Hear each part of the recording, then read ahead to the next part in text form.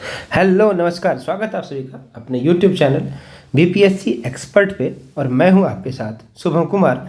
कल हमने first lecture देखा था जिसमें हमने रसायन विज्ञान स्टार्ट करा था, उसके बेसिक के बारे में देखा था कि इस दुनिया में क्या क्या चीज़ है। तो पदार्थ और ऊर्जा के बारे में देखा था। फिर हमने कुछ भौतिक और रासायनिक गुण के बारे में अध्ययन किया था। साथ ही साथ हम ससंजक बल यानी कोहेसिव फोर्स और असंजक बल के यानी एडेसिव फोर्स के बारे में अध्ययन किया था। चलिए इसी क्लास को आगे बढ़ाते हैं और देखते हैं कि जब हम दुनिया में जाते हैं तो बड़ा ही खूबसूरत खूबसूरत दृश्य दिखता है। कहीं पे आप देखेंगे रेगिस्तान है, बालू ही बालू है। ठीक, इसमें आपको सामने स्क्रीन पे दिख ही रहा होगा। तो यहाँ भी आप देख रहे होंगे कि आप ऐसे अगर आप फ्लाई करते हैं, अगर आप हवाई जहाज़ से ऊपर जाते हैं तो आपको ऐसा दिखेगा, ऐसा एक दृश्य कि बादल जा रहा है। हालांकि नीचे से भी ऐसा दिखता ही है कि बादल को जाते हुए, और बड़ा ही मनोरम दृश्य होता है, आपको अपने ओर आकर्षित करता है। ठीक है, ऐसे ही अगर आप पहाड़ की, अगर आप कभी कुल्लू या शिमला मनाली साइड जाएंगे तब आपको पहाड़ के ऊपर पे ऐसे बर्फ़ दिखेगा। साथ ही साथ अगर आप कहीं जाते हैं तो ये झरना भी कहीं दिख सकता है आपको। ठीक है, मैं बस बताने की कुछ कोशिश कर रहा हूँ, अभी तुरंत बताएंगे। ठीक है, तो इतने अच्छे वादियों में आप देखिए कितना अच्छा एक पेड़ का टहनी हिलते हुए। तो ये जो मैं दिखा रहा हूँ इसके पीछे हमारा मोटिव क्या है, क्योंकि हम ये देखने वाले हैं कि दुनिया में कुछ चीज़ें हैं जो बहुत मजबूत है, बहुत कठोर है। कुछ चीज़ें हैं जैसे पानी जैसी है जो कि बहते रहता है। ठीक है, ये आपको पानी ऐसा कुछ दिख रहा है। ठीक है, साथ ही साथ आपको जैसे ये पेड़ है तो इस पेड़ को आपको पता चलता है कि कुछ है जो हिला रहा है, जिसको आप हवा बोलते हैं। तो आपको लगता है कि ये सारी चीज़ें अलग अलग तो है। ठीक है, तो इस आधार पर जो है हम पदार्थ को आज हम अलग अलग करके देखने वाले हैं, यानी क्लासिफिकेशन करेंगे, पदार्थ का वर्गीकरण करेंगे। और वर्गीकरण करने में हम लेंगे मदद की, एक सेकंड, हाँ, जो पदार्थ का वर्गीकरण करेंगे एक उस आधार पर करेंगे कि जो इसका भौतिक गुण है, जो आपको आप इसको छू के या इसको उठा के या आप इसको मेजर करके देख सकते हैं, वो इसका भौतिक गुण है। साथ ही साथ ये जिस चीज़ से मिलके बना है, ठीक है, उसके रसायन का अध्ययन करना, इसका रासायनिक वर्गीकरण के आधार पर हम इसका करेंगे। ये हम आगे करेंगे। आज हम पढ़ने वाले हैं भौतिक गुणों के आधार पर इसका वर्गीकरण यानी भौतिक वर्गीकरण। ठीक है, तो हम भौतिक गुणों के आधार पर अगर हम बात करें तो पदार्थ का वर्गीकरण 5 अवस्था में किया जाता है, यानी इसका पदार्थ को 5 पार्ट में कैटेगराइज किया जाता है, जिसमें एक है आपका ठोस, दूसरा है द्रव, तीसरा है गैस। ये तीनों अपने बचपन से ही पढ़ा होगा। ठीक है, फिर एक आ जाता है प्लाज्मा, फिर एक आ जाता है बोस, आइंस्टीन, कंडेंसेट। अभी हम सबके बारे में पढ़ने वाले हैं। ठोस क्या है सर? तो ठोस हम उसको बोलते हैं कि सर जैसे फॉर एग्जांपल एक लकड़ी ही ले लीजिए, तो लकड़ी का ऐसा क्या गुण है? तो आप देखेंगे कि ये लकड़ी है तो आज भी लकड़ी है, जैसा है वैसा ही है, चाहे इसको आप जहाँ भी रख दीजिए उसी तरह का, उसी शेप का मिलता है, उसी साइज का मिलता है, यानी इसका आकार निश्चित होता है। और क्या निश्चित होता है? ठीक है, तो इवन इसका जो अवस्था है वो भी आपको क्या मिलेगा, एक सेकंड, ठीक है, ठीक है। अगर हम अवस्था में परिवर्तन ना करें तो आपको पता चलता है कि इसका जो आयतन है वो भी निश्चित होगा। फॉर एग्जांपल मेरे पास पानी है, तो पानी को अगर हम जमा के ठोस बना देते हैं तब तो आपको दिखता है कि अगर वो जमा हुआ ही रहे और उसमें हम कोई चेंज ना करें तो हमेशा उसी तरह का रहेगा, उसमें कोई भी चेंज नहीं आएगा। ठीक है, अब क्या उसका आकार निश्चित हुआ? तो आप बोलेंगे हाँ आकार निश्चित हुआ। क्या उसका आयतन निश्चित है? क्या जितना बड़ा है अभी हमेशा उतना ही बड़ा रहेगा? क्या अगर हम उसको पिघलाएं नहीं, जैसा है वैसे रहे, तो उसका आयतन और आकार दोनों निश्चित होता है। ठीक है, अगर हम द्रव का बात करें, पानी का, तेल का, इन सब चीज़ों का, तो क्या इसका आयतन निश्चित होता है क्या? तो आप बोलेंगे हाँ सर, एक गिलास अगर जो कि 200 ml का है, तो उस पानी को चाहे हम इंडिया में तौलें या कहीं अमेरिका में तौलें, छत पे तौलें, आंगन में तौलें, जहाँ तौलें आपको द्रव जो है वो पानी जो है वो 200 ml ही आपको मिलने वाला है। ठीक है, तो यानी उसका जो है आयतन तो निश्चित हो गया। क्या आकार निश्चित होता है क्या? तब भूलेंगे नहीं नहीं सर, आकार थोड़ी निश्चित होता है। अगर हम इस टाइप के कोई चौड़ा कंटेनर में डालेंगे, कोई चौड़ा टाइप का एक कोई बर्तन में डालेंगे तो इस टाइप से फैल जाएगा। अगर बात करें इस टाइप का लंबा किसी बर्तन में डालेंगे तो यूँ ये शेप ले लेगा। ठीक है, और आपको पता है कि इस यहाँ पे जो रखने में शेप होगा और यहाँ जो अलग होगा ये अलग अलग है, यानी इसका आयतन और आकार दोनों निश्चित नहीं होता है। सॉरी, आयतन निश्चित होता है और आकार निश्चित नहीं होता है। ठीक है, अब आइए गैस का बात करते हैं। अभी हम जो मुंह से बोल रहे हैं सब कुछ आपको लिखा हुआ मिलेगा नीचे, तो इसके लिए घबराने की कोई बात नहीं है। आइए उसके बाद गैस के बारे में बात करें तो क्या गैस का आकार निश्चित होता है क्या? तो आंसर है नहीं, गैस का आकार थोड़ी निश्चित होता है। अभी आप मुंह में आप हवा भरें, ठीक है, पूरा मुंह आप फुला लें, फिर उसको छोड़ेंगे तो पूरे आपके जो वायुमंडल है उसमें जो विस्तृत हो जाएगा या अलग अलग अलग जगह पे चला जाएगा। ठीक है, फैल जाएगा। तो आप क्या ये बोल सकते हैं क्या कि हवा का या गैस का जो आकार है वो निश्चित नहीं होता है? क्या उसका आयतन निश्चित होता है क्या? तो आंसर है आयतन भी निश्चित नहीं होता है, क्योंकि उस हवा को आप देखिए मुंह में जब भरे हुए थे तो उसका आयतन उतना ही था, मतलब उतना ही जगह घेरे हुए था। अगर आप रूम में फूंक दिए तो वही हवा रूम में जहाँ जा गया वहाँ तक फैल गया, तो मतलब कि उसका आयतन भी निश्चित नहीं होता है। इसके अलावा दो आता है, एक है आपका प्लाज्मा। प्लाज्मा में दो ही क्वेश्चन पूछा जाता है। एक तो हो गया कि ये देखिएगा, ये हो गया पहला, ये दूसरा, ठीक है, ये गैस हो गया तीसरा, तो चौथा तो पूछा जाता है पदार्थ की चौथी अवस्था कौन सी है? तो ये हो गया प्लाज्मा। ठीक है, प्लाज्मा का खोज जो है विलियम क्रूक्स ने 1879 में किया था। ठीक है, विलियम क्रूक्स ने 1879 में इसका खोज किया था। प्लाज्मा कौन सी अवस्था है? तो आप देखिए जैसे आग को आप देखते हैं तो आग किस अवस्था में होता है? क्या इसको आप सॉलिड बोल सकते हैं? क्या ठोस बोल सकते हैं? कि नहीं नहीं सर, ठोस जैसा तो नहीं होता। द्रव बोल सकते हैं? क्या द्रव भी नहीं बोल सकते। गैस बोल सकते हैं? क्या सर, ऊपर धुआं को तो सोच सकते हैं ऐसा, पर आग जो है वो गैस तो नहीं है। तो इसी कारण से इसका एक अलग नाम दिया गया, जैसे आग का हो गया या सूर्य का, तारा का, इसका जो अवस्था है इसको हम कैसा अवस्था बोलते हैं? तो प्लाज्मा अवस्था बोलते हैं। साथ ही साथ एक अन्य एक पांचवा अवस्था मिलता है जिसका नाम रखा था, जो आपको मालूम होगा, जेसी बोस, ठीक है, और एक आइंस्टाइन, इन दोनों ने मिलकर एक ऐसा अवस्था बनाया जो इन सब से बिल्कुल ही अलग था। ठीक है, उस अवस्था को बोला गया बोस आइंस्टाइन कंडेंसेट। इसमें बस आपको याद रखने के लिए बस एक यही है कि आपको बस एक ही क्वेश्चन पूछा जाता है इसमें कि पदार्थ की पांचवी अवस्था कौन सी है? तो बोस आइंस्टाइन कंडेंसेट याद कीजिए, बात खत्म कीजिए। ठीक है, चलिए इसके बारे में अभी तुरंत पढ़ने वाले हैं क्योंकि वहाँ पे कुछ चीज़ों का यूज आना है, तो हम 2-3-4 टर्म पढ़ेंगे, फिर ठोस द्रव गैस को खूब डिटेल में पढ़ेंगे। आइए देखते हैं। एक है विसरण। विसरण क्या होता है कि दो या दो से अधिक पदार्थों का स्वतः एक दूसरे में समांग मिश्रण बनाने की क्रिया को क्या बोलते हैं? तो विसरण बोलते हैं। मतलब ये कि आप एक सेकंड दिखाते हैं आपको। मान लीजिएगा एक बूंद हम ना कलर लेते हैं, ठीक है, उसको पानी में डालते हैं। आप देखिएगा कुछ देर में वो जो कलर है, वो जो रंग है, वो आप देखेंगे कि इसमें मिल गया है। ठीक है, यहाँ आप देखिए पानी में हमने रंग दिया, नीचे गया और अपने आप देखिएगा मिक्स हो गया।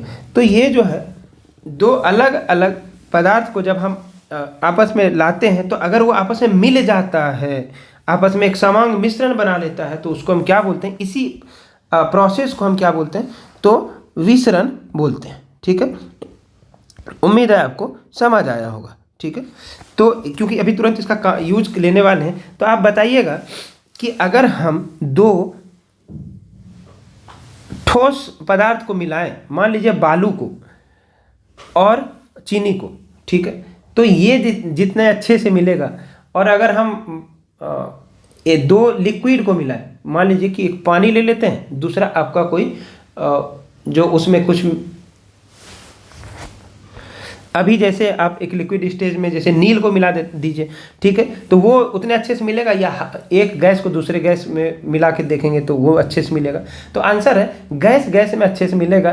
ठीक है, बहुत बार क्लास में आपने देखा होगा कि कुछ बच्चे जैसे परफ्यूम लगा के आए, ठीक है, तो आप देखेंगे कि अच्छा परफ्यूम लगाया है, तो जैसे वो क्लास में एंटर करता है तो पूरा क्लास में क्या होता है कि एक अच्छा खुशबू पूरे क्लास में महकने लगता है। हालांकि आपका एक्सपीरियंस बुरा भी हो सकता है, हम क्या बोलना चाह रहे हैं आप समझ ही रहे होंगे, ठीक है। तो आपको यहाँ से लग रहा होगा कि गैस में गैस ज़्यादा अच्छे से मिल सकता है, उससे कम स्पीड में मिल सकता है कौन, तो लिक्विड में लिक्विड, और सबसे कम तो सॉलिड में सॉलिड यानी ठोस में ठोस। तो इस आधार पर जो है विसरण का अगर पूछेंगे तो सबसे ज़्यादा किस में होता है, तो गैस में, उसके बाद लिक्विड यानी तरल अवस्था में, और सबसे कम सॉलिड यानी ठोस अवस्था में। एक और टर्म है प्रत्यस्थता, ठीक है। तो प्रत्यस्थता को समझते हैं। इसमें बोला जाता है कि मान लीजिए कोई भी वस्तु है, उस पर हम बाह्य बल लगाए, ठीक है, तो बाह्य बल लगाए तो देखते हैं क्या कि वो जैसा था ना, ठीक है, उसके लंबाई या आयतन में परिवर्तन तो आ जाता है, लेकिन जैसे हटा लिया जाता है वो पुनः अपनी अवस्था में आ जाता है। इसी चीज़ को हम क्या बोलते हैं, तो प्रत्यास्थता बोलते हैं, ठीक है। इसी चीज़ को हम क्या बोलते हैं, प्रत्यास्थता बोलते हैं। जैसे यहाँ पे आपको सामने में दिख रहा होगा कि ये देखिए रबर बैंड है, इसको खींचा गया, जैसे छोड़ेगा तो अपने जो भी ओरिजिनल अवस्था है उस अवस्था में यहाँ आ जा रहा है, ठीक है। चलिए, तो ठीक, चलिए यही टेबल अभी तुरंत करने वाले हैं, उससे पहले बस लास्ट चीज़ एक बार देख लीजिए। ये है आपका घनत्व यानी डेंसिटी, ठीक है। तो किसी पदार्थ के इकाई आयतन में निहित द्रव्यमान को उस पदार्थ का घनत्व कहते हैं, ठीक है। घनत्व का जो फॉर्मूला है वो द्रव्यमान बटे आयतन होता है। एक बार हम आपको पहले समझाने की कोशिश करते हैं, फिर आप देखिएगा कि ये डेफिनेशन जो आपको अभी डिफिकल्ट लग रहा है वो बहुत ही आसान हो जाएगा। मान लीजिए ये तीनों सिचुएशन है, तीनों सिचुएशन में एक ही ट्रेन है, ये मान लीजिए एक ये वही ट्रेन है, ठीक है, जब उसमें आदमी नहीं है। दूसरा अवस्था कि ट्रेन वही है पर आदमी उसमें बहुत कम है। तीसरा अवस्था जब आदमी जो है उसमें पूरा एकदम भर के है, ट्रेन तीनों में एक ही है। चलिए अब आप हमको बता दीजिए कि ज़्यादा घना कौन सा है। तो आप बोलेंगे सर ज़्यादा जो घना है वो है आपका कौन सा, तो तीसरे नंबर वाला। कौन सा, ये तीसरा नंबर वाला जो है ये सबसे ज़्यादा घना, उसके बाद दूसरा वाला, उसके बाद पहला वाला। यानी अगर हम आयतन मतलब जितना उसमें भरने का कैपेसिटी है अगर हम फिक्स कर देते हैं, क्योंकि आप देखिए हम बोलें कि वो बॉगी फिक्स हो गया, वही तीनों ट्रेन वही है, ठीक है। हालांकि ये फोटो में अंतर दिख रहा है पर आप मान के वही चलिए। चलिए तो आयतन को हम क्या करते हैं, फिक्स। अब जब इसमें लोग जितना ज़्यादा लोग भरेंगे वो उतना ज़्यादा घना होगा। पहले में लोग ही नहीं है तो एकदम ही फ्री है, जहाँ मर्जी जहाँ जाना है जाइए। दूसरे में आपके पास चॉइस बहुत कम है, और तीसरे में जहाँ आप फंस गए वहीं आप फंसे रहेंगे जब तक कि ट्रेन से और जो लोग हैं वो निकल नहीं जाते। तो यही जो घना है ना, इसी घना को एक टर्म दे दिया है नाम, जिसका नाम क्या है, घनत्व। क्या नाम है, घनत्व। उसी को बोलते हैं डेंसिटी, ठीक है। और अभी जब हम आपको समझाएंगे तो वहाँ पे तुरंत यूज करेंगे तो आप देखेंगे कि आप इस पे बेस्ड को सॉल्व कर पा रहे हैं। एक सेकंड इस फटाक से आते हैं आप, ठीक है। तो द्रव्यमान का अगर पूछा जाए कि यूनिट क्या द्रव्यमान का यूनिट क्या होता है, तो द्रव्यमान को हम केजी में मापते हैं सर। आयतन को मतलब आयतन का फॉर्मूला अगर घन का पूछा जाए तो L³ मतलब लंबाई पे क्यूब, ठीक है, तो मतलब मीटर पे क्यूब, क्योंकि किलो बटे मीटर क्यूब तो यूनिट क्या हो जाएगा, केजी पर मीटर क्यूब, ठीक है। और डायमेंशन अगर आपको याद हो MLT में रखते हैं, M हो जाता है मास मतलब द्रव्यमान का, तो इस पावर एक ही है तो इसलिए एक हो जाएगा। ये लेंथ जो मतलब लंबाई नीचे है तो इसलिए देखिएगा इस पर पावर माइनस में आ जाएगा, और इस पर 3 है तो ये -3 हो जाएगा, ठीक है। एक जो यहाँ पे फैक्ट है याद रखने वाली बात, इसको आप याद रख लीजिएगा कि सोडियम जो है वो जल से हल्का होता है, ठीक है। तो इसका अपेक्षित घनत्व कितना होता है, तो घनत्व होता है इसका 0.97। कितना होता है, 0.97। देखिएगा जल का जो घनत्व है वो हम लोग 1 मानते हैं, ठीक। किसी का घनत्व अगर जल के घनत्व से ज़्यादा होगा तो वो जल में डूब जाएगा, और अगर उससे कम होगा तो क्या होगा, उसके ऊपर तैरेगा। यानी सोडियम जो है जल से हल्का होता है, इस वजह से जब हम सोडियम को जल पे डालेंगे तो वो तैरने लगेगा। ये बात याद रखिएगा, ठीक है। चलिए इस पे क्वेश्चन पूछा जाता है। आइए बढ़ते हैं आगे,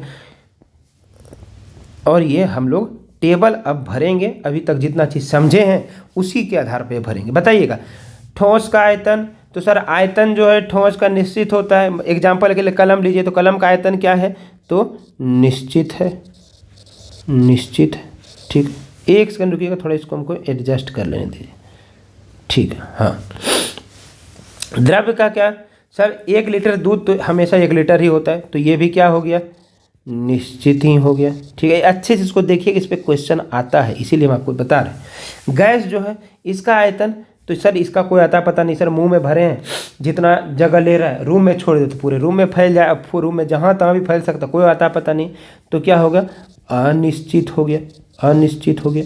ठीक है, चलिए अब पूछते हैं आकार। ठोस का आकार क्या होता है सर, ठोस जब हम बोल ही रहे हैं इसका मतलब उसका आकार एकदम फिक्स ही होगा। ठीक है, तो मतलब आकार क्या हो गया, निश्चित हो गया। आकार क्या हो गया, निश्चित हो गया।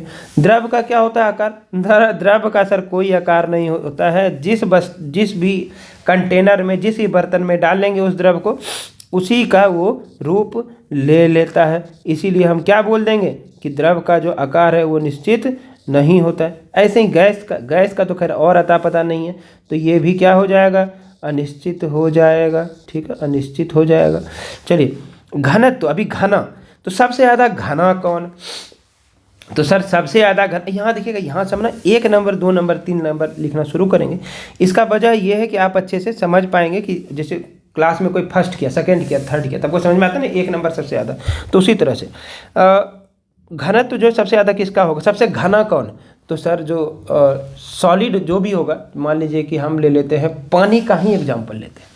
ठीक है, तो पानी को जब हम सॉलिड रूप में लेते आए, मतलब ठोस रूप में लेते आए, बर्फ़ हो गया, तो उसमें हम हाथ घुसाएं, घुसेगा क्या, नहीं सर, बहुत घना है, उसमें जाने का जगह है। ठीक है, तो ये इस हो जाएगा 1 नंबर।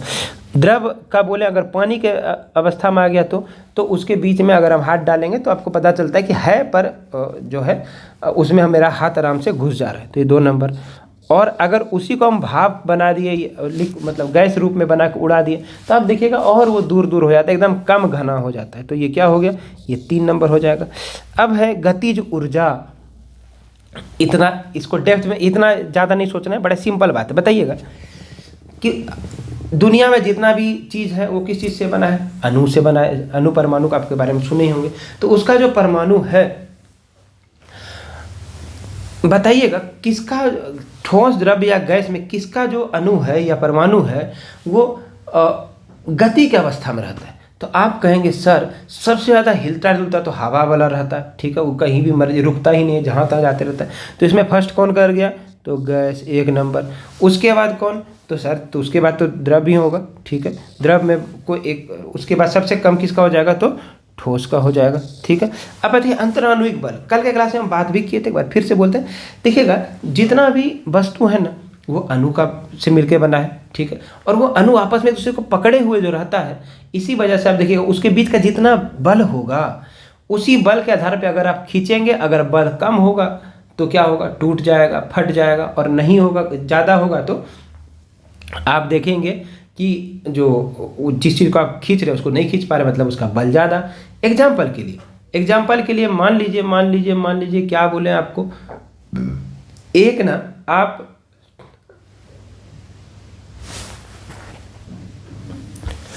अपना मोबाइल फ़ोन ही ले लीजिए और वो ठोस अवस्था में, ठीक है, उसको तोड़ने का कोशिश, हालांकि कर मत लीजिएगा, ठीक है, उसको तोड़ने की कोशिश करेंगे तो आपको पता है, और एक बगल में ना कहीं पानी ले लीजिए, ठीक है, और उसको तोड़ना क्या है, मतलब उसको फैलाने की कोशिश करेंगे, ठीक है। और गैस जो है तो आप देखेंगे कि सबसे ज़्यादा जो है उसका जो अंदर का जो अणु है आपस में एकदम दोस्ती, एकदम प्रगाढ़ दोस्ती आपस में जुड़ा हुआ सबसे ज़्यादा किस में होगा, तो ठोस में होगा, मतलब 1 नंबर। उसके बाद द्रव में हो जाएगा, ठीक है, पानी का, और सबसे कम जो है दोस्ती किस में, गैस में। मैं अंतराण्विक बल जैसे आया दोस्ती समझ लीजिए, एकदम तुरंत बन जाएगा, ठीक है। अब है प्रत्यास्थता, लचीलापन सबसे ज़्यादा किस में, तो आप देखिएगा, चाहे आप रबर को खींचिए, चाहे आप छड़ जानते हैं ना, स्टील का जो छड़, सरिया, ठीक है, उसको भी आप देखे होंगे, आप ऐसे जैसे नया घर बनता है तो आप देखेंगे छड़ निकला रहता है, हम जब बचपन में थे उसको खींचते थे और ये ऐसे ऐसे हिलने लगता था, और फिर उसके बाद तो आप देखेंगे कि वही तो है प्रत्यास्थता, कि उस पर हम बल लगाए, तो अपने अवस्था से इधर उधर गया और फिर वापस अपने जगह पे आ गया। तो आप देखेंगे सबसे ज़्यादा किस में आपको मिलेगा, तो ये मिलेगा आपको ठोस में। दूसरे नंबर पे तो ये गैस में। सबसे कम क्या है, गैस को तो एक बार फूंक दीजिए तो उड़ जाएगा कहीं, ठीक है, वो अपने जगह पे वापस कभी नहीं आएगा, ठीक है। विसरण यानी डिफ्यूजन, यानी मिलने की जो प्रक्रिया है, तो आप देखेंगे कि सबसे बढ़िया से कौन मिलता है, तो हवा। जैसे एक परफ्यूम या डिओड्रेंट को आप ऐसे जैसे हवा में छोड़ेंगे तो आप पूरे रूम में 1 सेकेंड में पूरा महक आ जाएगा, ठीक है। लेकिन उसके रिस्पेक्ट में अगर आप पानी में अगर आप कोई भी रंग डालते हैं तो उसमें थोड़ा टाइम लगेगा, हो सकता है 10 सेकंड लग जाए, आधा मिनट लग जाए, 1 मिनट लग जाए, ठीक है। और अगर 2 सॉलिड को मिलाते हैं, 2 ठोस को मिलाते हैं, एग्जाम्पल के तौर पे बात करें, ठोस में अगर एक बालू ले लिए, एक चीनी ले लिए, तो आप देखेंगे ढंग से तो कभी नहीं मिलेगा जितने अच्छे से ये लोग अच्छे से मिल गया, ठीक है। एक है संसंजक बल, जो हम कल पढ़ाए थे कि आपस में जो एक ही तरह के वस्तु के अंदर में लगने वाला बल, अरे ये अंतराण्विक बल जैसा ही है, ठीक है। तो आप देखेंगे कि जो अंतराण्विक बल क्या दोस्ती, तो संसंजक बल जो मतलब एक ही तरह के आइटम, मान लीजिए कि हम कोई ठोस लीजिए, ठोस में एक ले लीजिए क्या, तो लोहा का एक रॉड ले लीजिए, तो लोहा के रॉड का जो अंदर का जो अणु होगा उसके बीच में जो बल लग रहा होगा, तो सबसे ज़्यादा किस में लगेगा, तो ठोस में। उसके बाद क्या, कोई द्रव पानी ले लीजिए, तो उसके बीच में आपस में कम है, ठीक है, बल अंतराण्विक बल। वही अंतराण्विक बल ही यहाँ से संसंजक बल बन जाता है, ठीक है। और जो है सबसे कम किस में, गैस में। तो उम्मीद है आज का क्लास आपको समझ में आया होगा, ठीक है। आज का क्लास बहुत ही इम्पोर्टेंट था, ठीक है। आप इसको अच्छे से धीरज के साथ पढ़िएगा और आप देखेंगे कुछ ही समय में आपको जो साइंस का जो जिसको ABCD बोलते हैं बेसिक, वो आपका एकदम ही क्लियर हो जाएगा। फिर जब हम लोग आगे पढ़ेंगे तो आपको लगेगा करेगा साइंस में तो कुछ है ही नहीं, फालतू का साइंस का इतना हवा बना हुआ था, ठीक है। पर हाँ ये है कि जब कोई भी चीज़ की एक साधना समझते होंगे आप कि कुछ चीज़ पाने के लिए हमको उसका साधना करना पड़ता है, तो आपको भी उसी साधना के तहत आपको गुजरना पड़ेगा। आप अभी आपको इन्वॉल्व खुद को इसमें करना पड़ेगा। धीरे धीरे धीरे धीरे आप खुद ही जुड़ जाएंगे और आपको पता चलेगा कि ये जो साइंस का ये नैया था आपके लिए, ये आपका बेड़ा पार लग जाएगा, ठीक है। तो आज के लिए इतना ही था। Thank you everyone, thank you.